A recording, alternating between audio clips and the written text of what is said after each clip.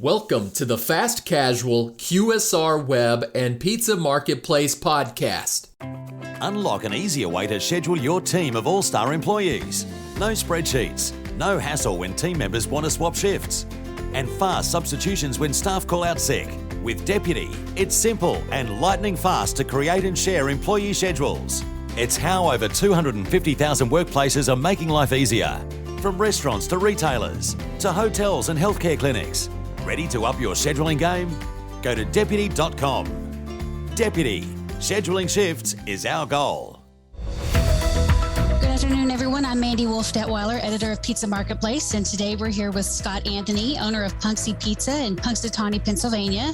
Scott is a marketing consultant for the pizzeria industry, and he is a book author for a pizza book on marketing. It's called The Profits in the Pie. Scott's been a member of the World Pizza Champions for years and is a national speaker on the topic of marketing in the restaurant industry. So, Scott, thanks for being here with us today. Thanks for the invitation. I appreciate it. Today, we're going to talk a little bit about some marketing techniques that are commonly used in the restaurant industry. And we're going to discuss a little bit the difference between grassroots marketing versus guerrilla marketing. Scott, if you could tell us the difference in their kind of their very basic definitions.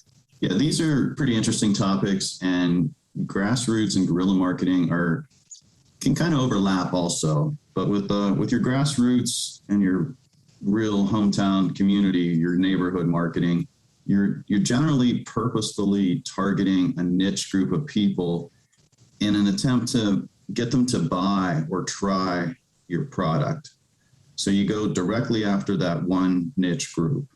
Whereas in guerrilla marketing, it's more of a advertisement strategy to gain top of mind awareness to a much larger audience. And hopefully you'll strike a chord within that audience that'll get these people to try your product. With grassroots marketing, we sort of see a more traditional, less aggressive ways of communicating with people. But with guerrilla marketing, as the name implies, you usually get some stunts, things that would make people talk, a little bit more aggressive, and things to attract attention, to maybe snowball the idea that they're trying to get across. So if I was doing some grassroots marketing and looking at the trends that are in the industry now, maybe I would want to target people with the need to buy a gluten-free or cauliflower pizza. So that would be a niche that I would go and market to just those people. So I would need to find in my area where maybe there's a celiac association or something like that, and just target them and have them want to come to my restaurant and buy.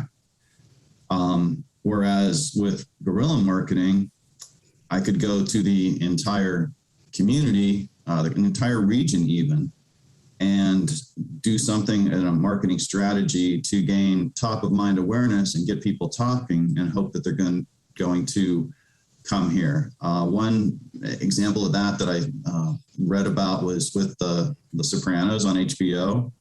What they did to gain top of mind awareness, and what HBO did to try to get people talking and then tune into the show, was they had taxi cabs in New York City drive around with an arm hanging out of the trunk. So that caught a lot of attention and got people talking. What's that all about? And got them to tune into The Sopranos and make it a hit show. So for us, any kind of publicity stunts that could be done, whether it's putting up big balloons or somehow drawing attention to yourself in other ways. We've seen the one pizzeria in, I believe it's either in Australia or New Zealand, but its whole theme is based on hell. So they do a lot of protests, a lot of things. A lot of their ads are, why don't you go to hell and have a good pizza, things like that. And, it causes quite a stir, even controversy. But the controversy, works for them. It gets people talking, and it gets people to want to, be curious and go and try this place and see what it's all about. So you can either go for the niche or for the top of mind awareness. And both of these can be, very effective marketing tools. You just need to be creative and think about what you really want to get out of your market and how to market and place yourself in the market? What image do you want to have? Can you ever do too much and dilute your brand? Definitely. As far as about doing too much, especially nowadays, there's so many different platforms that you can connect with people on, whether it's some of what we consider old fashioned, like mail or door hangings, box toppers. But you also have, text messaging, email, and all kinds of social media. And now there's, services that can work through Messenger on Facebook. So if we're overusing all these platforms, we can become intrusive to the point where people just want to turn off our brand. They've heard enough. And I personally, I'm really strong on menu marketing. I feel that's really the muscle of your business.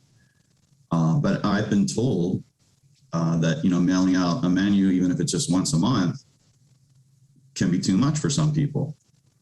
So, a new business, that might be a great idea to mail out something once a month. But for a business that's pretty well established like mine, it doesn't need to be. So you always have to measure where you are and what you really need to be doing and how you need to be doing it.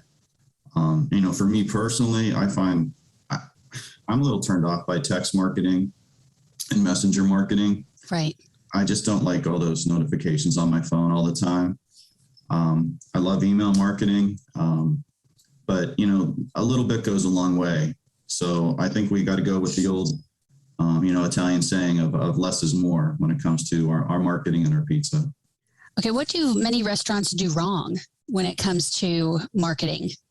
For example, I conduct many seminars, and a lot of people come to these seminars and they're, you can't tell them anything because they all go with, we word of mouth. That's the best marketing ever. And, before all these different platforms of connections and communications with people were available, word of mouth was the best marketing ever. But now with so much going on in our world and so much, information coming to us all the time, you really have to know how to start word of mouth and to get it to benefit you. So a lot of people might think, just because somebody comes in your store, they're going to walk out the door and talk about it all day. But that's really not the case. And word of mouth can backfire on you too. You might serve the tastiest sandwich in the world, but when they take a picture of it and put it on Instagram and it was not presented very nice, it's going to backfire on you if you just have this sandwich thrown on a plate and it looks unappetizing, no matter how great it is or how good it tastes. So, learning how to start word of mouth and get people talking, you really have to have the feel for your community. What do they talk about? What kind of things do they talk about? Can you strike an emotional chord with them? What do they really want to see? So it takes a lot of market research to get word of mouth going and to know how to start it. And one piece of advice that I would give to many people if they want to start word of mouth is make smart partnerships. Use the grassroots marketing. We talked about, looking at a niche. Well, you could go to a celiac association, as I said, but you want to make a smart partnership. I myself made a partnership with the fire department right after 9/11 because Right. It really struck a chord with me how these firemen, sacrificed everything to prevent and try to save people.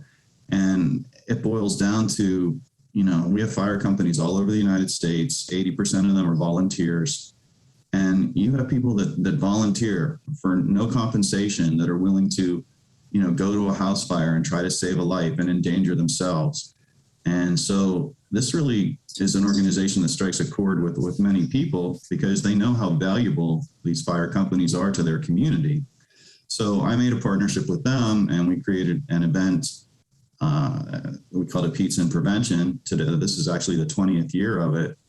And I never thought it would go on this long, but because it was such an emotional connection with the community and it was something that people wanted to talk about, we've made headlines all across the nation, internationally, and we've had many pizzerias want to imitate the event in some form in their own pizzeria.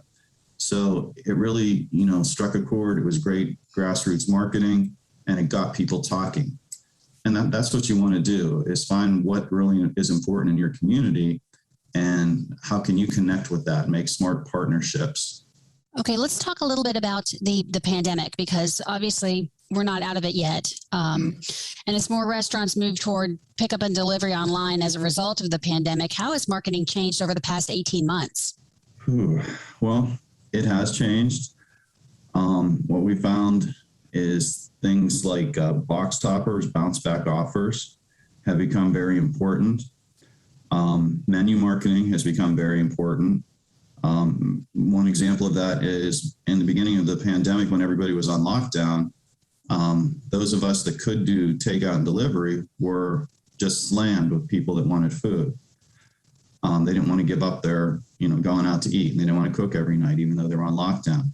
So, for example, if I had a customer that ordered pizza every Friday night, now they want to try something else. So that menu marketing was very important to me, that they could all of a sudden see that we have appetizers, see that we have stromboli, see that we have sandwiches, and see all these different things. And so during the pandemic, getting your full menu out there, having bounce back offers attached to every box that goes out as you're doing all this delivery and carry out, that helped a lot to get people back in your store to try different things. And then as the lockdowns eased up, you have these customers that not only liked your pizza every Friday night, but now they want a sandwich and some cheesy bread and maybe something else with it. So you kind of learn from that and, got your customers to increase their frequency. And, during the pandemic was a great time to promote online ordering, anything that was contactless, where they didn't have to deal with people or be near people. So online ordering became very popular. We had a 50% growth in our online ordering sales. Email marketing became more popular. Text marketing became more popular. People were definitely more connected to their devices as they were, in lockdown. So they needed communication. And it was only these different ways of communicating and getting into their homes that you could get them to order, whether it was for pickup or delivery. So that really, brought about a lot of creativity that many pizzerias and restaurants had to adopt during that time of the pandemic. Yeah, the pandemic definitely changed the way just about everybody did business. And that goes for marketing too. How does a restaurant's budget affect its marketing capabilities? That's a good question, because, when one person spends, another person can't afford. And generally in the restaurant industry, they say 5% of your sales should be dedicated to marketing. So what you've got to do is look at what's your best opportunity to use that 5%.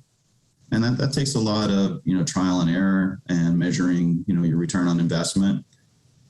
And it also takes a lot on you to be a little bit more creative if you want to stretch your dollars.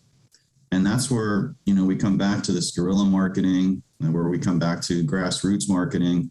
How can, a little publicity stunt or working with a different association really turn into a marketing tool for you?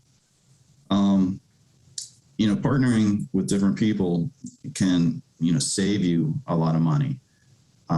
For example, I also partner with the Make-A-Wish Foundation, and once a year we do a drive here to light up a child's life and to grant a wish.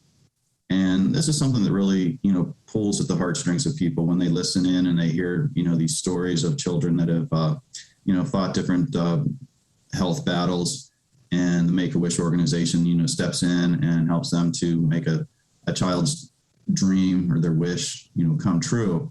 So to be part of that is really a great thing.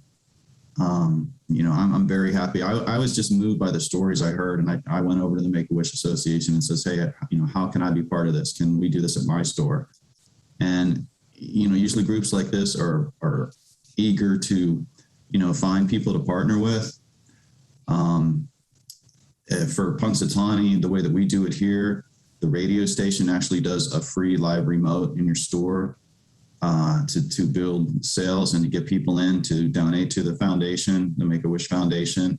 It's a great way for you to get your name out and to sell some pizzas. We do a pizza where 100% of the profit is donated to the Make-A-Wish Foundation. And That's great. I do believe, Mandy, I think it was 2008. We had a video on Pizza Marketplace, and I believe for months it was your top running video of lighting up a child's life. And it showed what we were able to accomplish by working with the Make-A-Wish Foundation. And in that one day, we were able to raise enough money to grant a wish. And I believe that at that time, a wish was like $3,500. So that was $3,500 in profit that we could donate to the Make-A-Wish Foundation that we raised in just one day. So and when you do that, you're getting free publicity from other publications as well. Oh, exactly. You have, the local media promoting you because of your association with the Make-A-Wish Foundation. You have the Make-A-Wish Foundation promoting you, and you have all these people coming into your store that, want to be part of this because it's a great thing to be part of. It's a feel-good win-win situation for everybody. So yeah, getting creative and forming strong partnerships can really drive your advertising dollars. You can get a lot more out of it, and you can really gain a lot more customers as you bring people in and they sample your food, and you put your best foot forward to impress them and show them your product. How do you avoid these cliched ad campaigns that are overlooked or have a negative impact on an intended audience? How do you really, kind of avoid becoming a cliche in the marketing industry? I really believe that takes a little bit of time and study, and that you have to do your homework.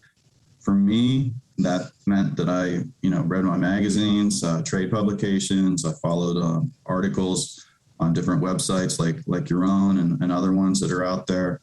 And, some really important cliches that you learn to avoid are things that anyone can say and nobody can prove, like we're the best.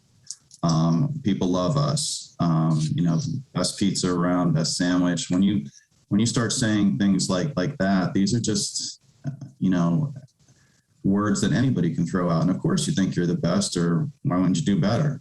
You think that, but what really makes me think that? So when you learn how to do ads, especially like a print ad, you have to learn how to stack the ad, how to highlight key words, and how to use motivational words that have positive impacts on people. There's a whole lot of psychology involved in it, and learn things to avoid.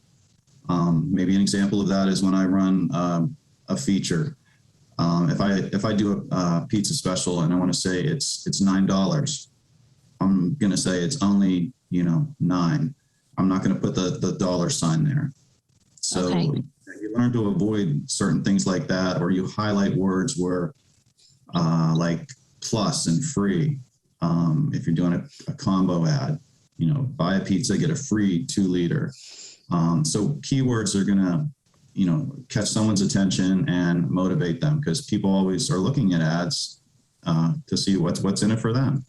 So you want to be able to catch them on these phrases that you use, and avoid phrases that are just repetitive and that people use in their ads all the time. That this is authentic and this is the best, and just similar words to that people would describe the one and only. Well, it should be different from everybody else's pizza, so that doesn't really impress me. So it really takes a lot of learning and watching and reading, and I really strongly suggest that everyone should make some time to read and learn and listen from others, and to try to apply these things in your pizzeria. You gotta make some time to work on your business and be able to do things right and not waste your advertising dollars. Okay. Finally, I think that no discussion of marketing would be complete without, a little bit of a talk about social media, because it is so prevalent right now, and it can be difficult and tricky to use. So talk a little bit about how social media affects marketing today. Well, social media is a big part of marketing today. Nobody can deny that. And social media can be used for, good and bad. You see a lot of people in Facebook jail. because they just went on a rant about something and violated some rules. But, remember, it's social media. Remember what social is. It's being social with your customers. So for social media to be positive, and it can be positive, and it can also be a great way to start word of mouth and to get people talking and to get people to try your food, you need to interact with people. It's very important that your response times to messages and questions are quick as can be. It's very important to acknowledge people when they comment on your post. It's very important to not continually make your post an advertisement. Today's special is.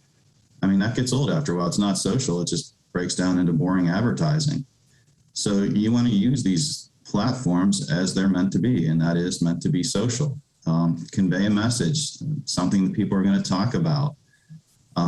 It could be just, what's your favorite pizza topping? Finish this sentence.